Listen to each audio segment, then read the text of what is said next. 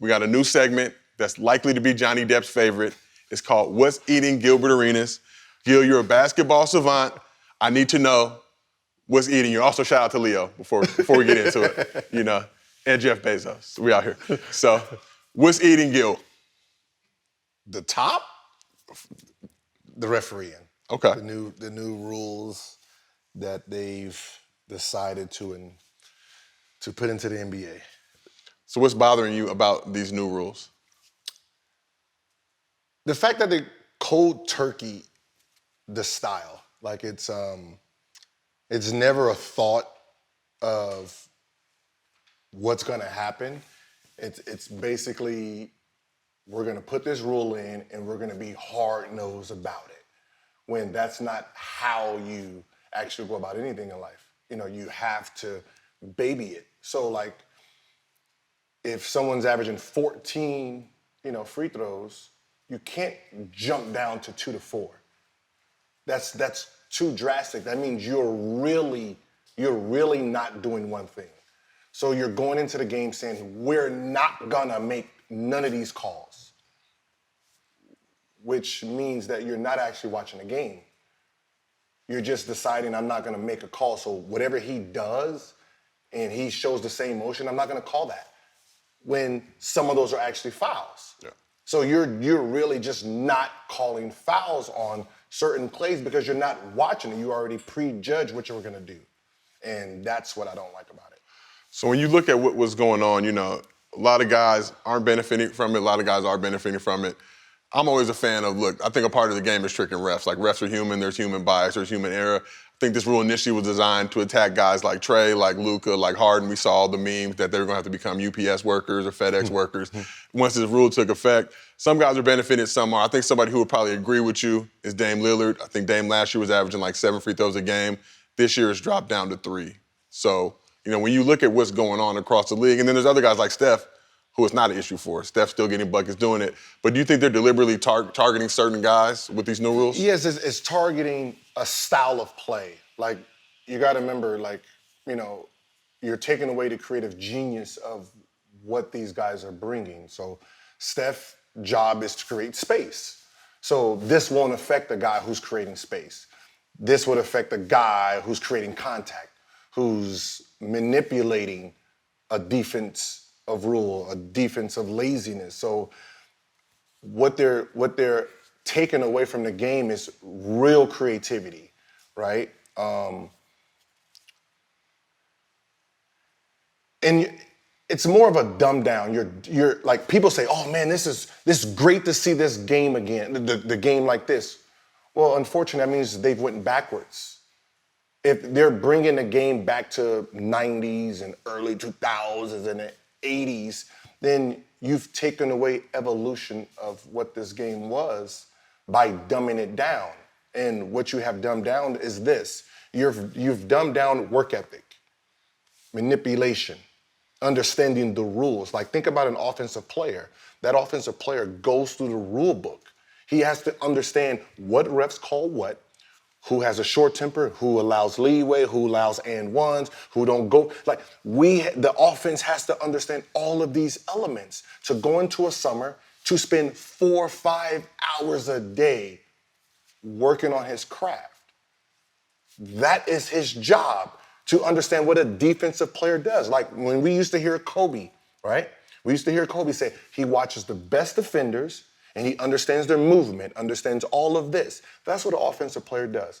Have you ever went into the summer and seen a defensive player working on his defense? No, he's not going out there doing defensive slides. Oh, I'm guarding Kobe, I gotta do this.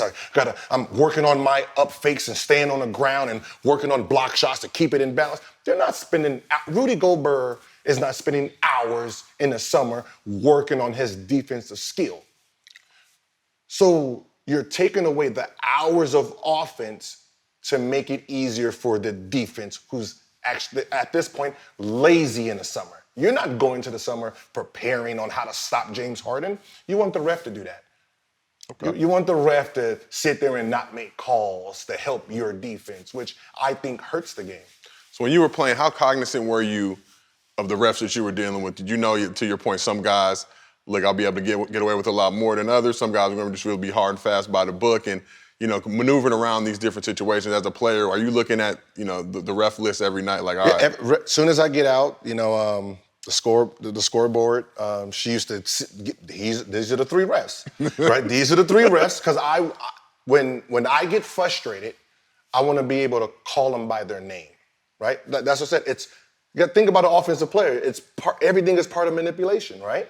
So I want to be able to call them by their name. I don't want to say, hey, ref this. Like, they know my name, so I need to know their name. So before the game, I'm learning who's who. I'm doing research. All right, let's see what he does. Okay, so you're making mental notes of, all right, okay, Jack likes and one, so let me go ahead, and if I hear the whistle, throw it up because he's gonna call it as and one. This guy likes the 80s style. So, me trying to bait this guy to foul me, he's not gonna go for it. So that's what the offense had to learn to do. So that's what I said, there's more intelligence put on the offensive side. So when you're talking about Trae Young's, Dame Lillard, you're talking about the best of the best, right? You're talking about the top players are doing this, which means if there's a top defense, right? The Rudy Goberts, the Kawhis, we'll say Patrick Beverleys, the Paul Georges, LeBrons, they don't get called for those things, right? They don't get called for those trick plays because they understand the Marcus Smarts. Like, he doesn't have a problem with James Harden trying to lock his arm because he knows that's what James Harden is trying to do. Yeah. So he beats him to the punch. That's called an intelligent basketball player on the defensive side. So don't change the rule to help everybody else. They need to actually do their homework also. So you mentioned Harden. Harden's averaging about 18 points per game. Last season, he was at about 9 free throws a game. This season, 4.7, five free throw range. Do the stars need to change the game, or do the refs need to change? Well, it's not the refs. They get their information from the NBA. The NBA needs to understand what they're doing. Like, understand how it affects the game. Like, understand that hours and hours go into understanding offense, understanding how to move and create space and create contact, human behavior. Like, you're trying to say, okay, he flops. It's a human trait of what he's understand. If I throw the ball in front of me, human nature tells that player to reach for it. When he reaches for it, I'm gonna pull up. His arm is here, I caught it. Thank you. And one. That's part of basketball. If the player is dumb enough to fall for it every time, that's on them. Don't penalize me by taking that away from me. If I'm dribbling and he decides to reach around my body and I lock his arm in so you can see it and go up, tell him to stop reaching. Don't penalize me because he got his hand caught in the cookie jar. That's my job to understand what they're gonna do. If I go to the lane and I know JaVale McGee loves block, he's the block leader. This guy wants to be a block leader, meaning he's gonna leave the ground every single time. Okay, pump fake. He jumps, I jump into him. Don't take that away from me. Tell his stupid ass to stop jumping. Like, stop making rules because the defense is not disciplined enough.